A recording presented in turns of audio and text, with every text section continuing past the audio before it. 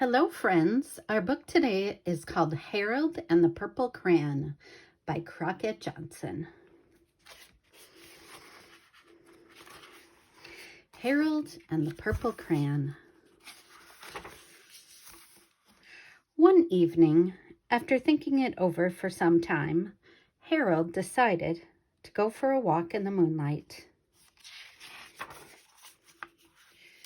There wasn't any moon, and Harold needed a moon for a walk in the moonlight. And he needed something to walk on.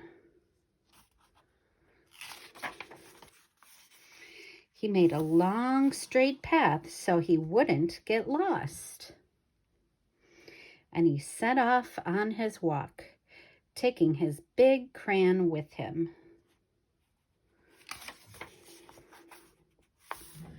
But he didn't seem to be getting anywhere on the long, straight path. So he left the path for a shortcut across a field, and the moon went with him.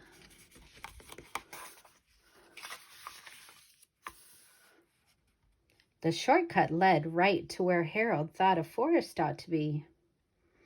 He didn't want to get lost in the woods, so he made a very small forest with just one tree in it. It turned out to be an apple tree. The apples would be very tasty, Harold thought, when they got red. So he put a frightening dragon under the tree to guard the apples. It was a terribly frightening dragon.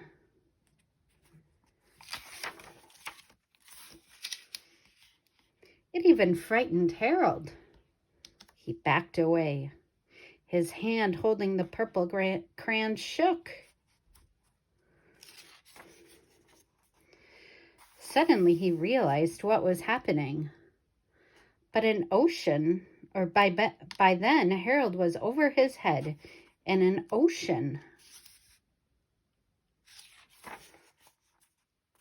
He came up thinking fast, and in no time he was climbing aboard a trim little boat.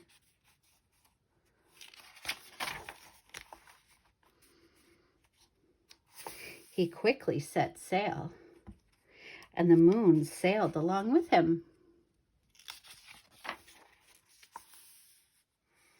After he had sailed long enough, Harold made land without much trouble. He stepped ashore on the beach, wondering where he was.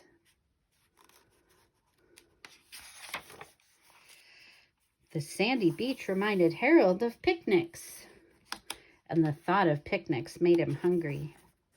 So he laid out a nice, simple picnic lunch.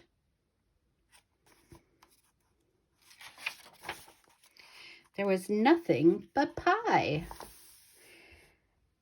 But there were all 9 kinds of pie that Harold liked best. When Harold finished his picnic, there was quite a lot left. He hated to see so much delicious pie go to waste.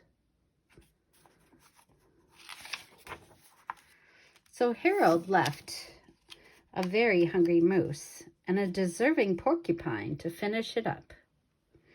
And off he went, looking for a hill to climb to see where he was.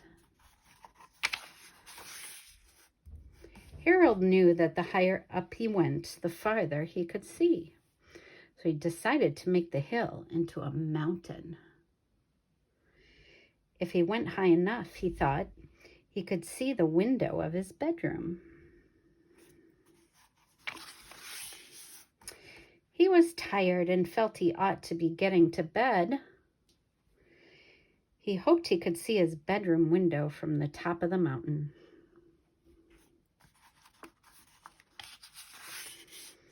But as he looked down over the other side, he slipped. And there wasn't any other side of the mountain. He was falling in thin air. But luckily, he kept his wits and his purple crayon. He made a balloon, and he grabbed onto it.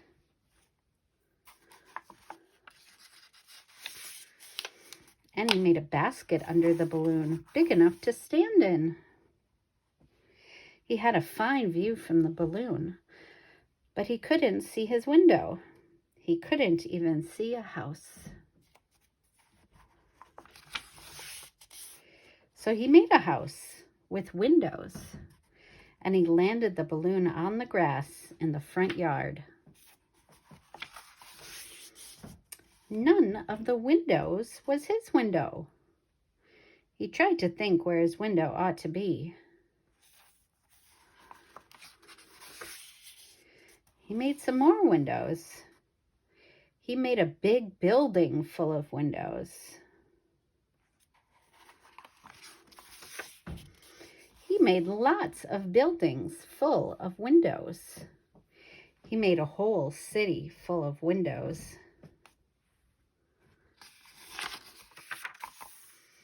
But none of the windows was his window. He couldn't think where it might be.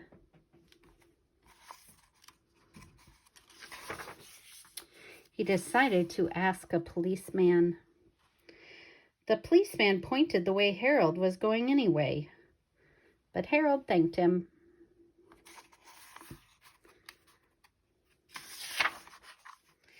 And he walked along with the moon, wishing he was in his room and in bed. But suddenly, Harold remembered. He remembered where his bedroom window was when there was a moon. It was always right around the moon.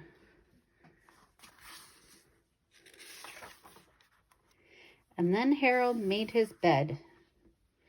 He got in it and he drew up the covers.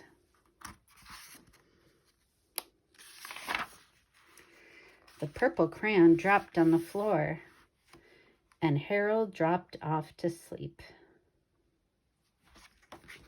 And that's the end. Our book today was called Harold and the Purple Crayon by Crockett Johnson.